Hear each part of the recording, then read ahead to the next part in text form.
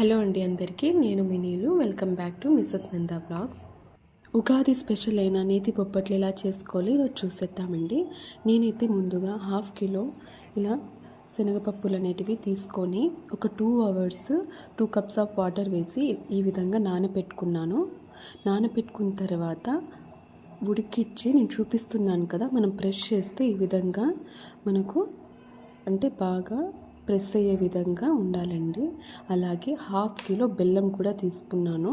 నేనైతే శనగపప్పు తీసుకున్నాను, సేమ్ క్వాంటిటీలో బెల్లం కూడా తీసుకున్నాను. అలా తీసుకోవడం వల్ల ఎక్కువ తక్కువ స్వీట్ అవ్వదండి. ప్రాసెస్ చూసేద్దాము.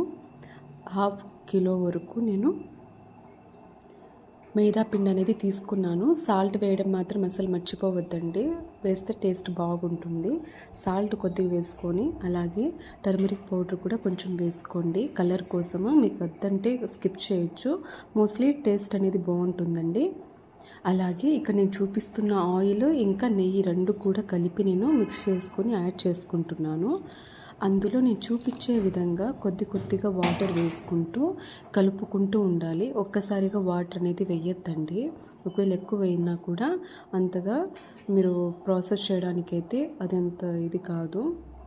చూస్తున్నారు కదా, కొద్దిగా వాటర్ వేసుకుంటూ అలా ఒకసారిగా తిప్పుకుంటూ ఉండాలి. ఒకవేళ కడాయికి అంటుకోకూడదు, చేతికి ఎక్కువ అంటుకుంటుందంటే ఇన్ ద మిడిల్ మీరు కలిపేటప్పుడు ఆయిల్ ఇంకా నెయ్యి కలిపిన అవి రెండు మిక్స్ చేసాం కదా, అది కొంచెం డిప్ చేసుకొని ఈ విధంగా నేను చూపించే విధంగా కలిపారంటే కడాయికి పిండి అనేది అంటుకోవద్దండి. మిడిల్లో మీరు అలా డిప్ చేసుకుంటూ కలుపుకుంటూ ఉన్నారంటే నేతి బొబ్బట్లు అనేది చాలా సాఫ్ట్గా వస్తుంది.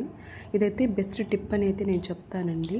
ఇలా ఆయిల్ నెయ్యి రెండు కూడా కలిపి మీరు యూజ్ చేసినట్లయితే గట్టి పడకుండా చాలా టేస్ట్గా సాఫ్ట్గా మార్నింగ్ నుంచి ఈవినింగ్ వరకు గట్టిగా అస్సలు పడదు, చాలా సాఫ్ట్గా ఉంటుందండి.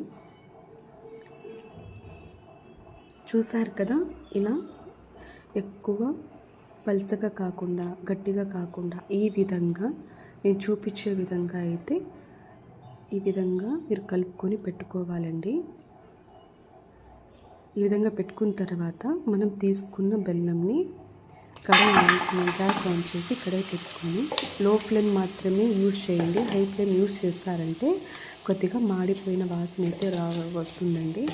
చూస్తున్నారు కదా, లో ఫ్లేమ్లో పెట్టుకునేసి మీరు ఎంత క్వాంటిటీ అయితే తీసుకున్నారో బెల్లంని అలా కొంచెము